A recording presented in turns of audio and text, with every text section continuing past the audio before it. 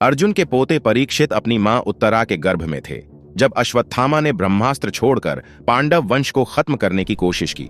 भगवान कृष्ण ने उत्तरा के गर्भ में प्रवेश कर परीक्षित की रक्षा की।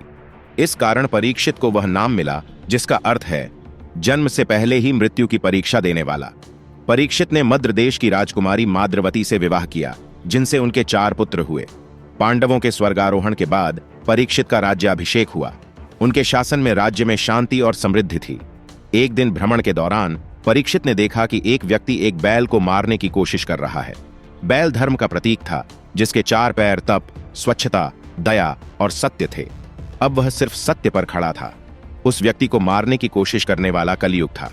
परीक्षित ने कलयुग को वश में किया और उसे अपने राज्य से निकालने का आदेश दिया, पर कलयुग ने राज्य में रहने के लिए जगह मांगी। परीक्षित ने जुआ, शराब, वेश्यावृत्ति और अधर्म से कमाए गए सोने के स्थानों पर रहने की अनुमति दी। कलयुग की चालाकी के कारण परीक्षित ने एक दिन जरा का सोना बना मुकुट पहना। इससे कलयुग ने उन पर प्रभाव जमाया। एक दिन थके हारे परीक्षित ऋषि शमीक के आश्रम पहुंचे। ऋषि समाधि में थे और उनके ध्यान न देने पर परीक्षित क्रोधित हो गए। उन्होंने ऋषि की गर्दन पर मरे हुए सांप को डाल दिया। जब ऋषि के पुत्र श्रृंगी को यह पता चला तो उन्होंने गुस्से में परीक्षित को 7 दिन में सांप के डंसने से मरने का श्राप दे दिया। परीक्षित ने श्राप सुनकर राज्य त्याग दिया और गंगा किनारे तपस्वी जीवन बिताने लगे।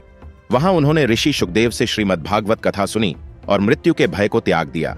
7वें दिन तक्षक नामक सर्प ने परीक्षित को डंसा और उनकी मृत्यु हो गई। परीक्षित की मृत्यु से क्रोधित उनके पुत्र जनमेजय ने सर्प यज्ञ किया, जिसमें सभी सांप जलने लगे। परंतु ऋषि आस्तिक ने जनमेजय को समझाया कि यह बदले का चक्र कभी खत्म नहीं होगा। जनमेजय ने यज्ञ रोक दिया और सर्पों की जान बचाई।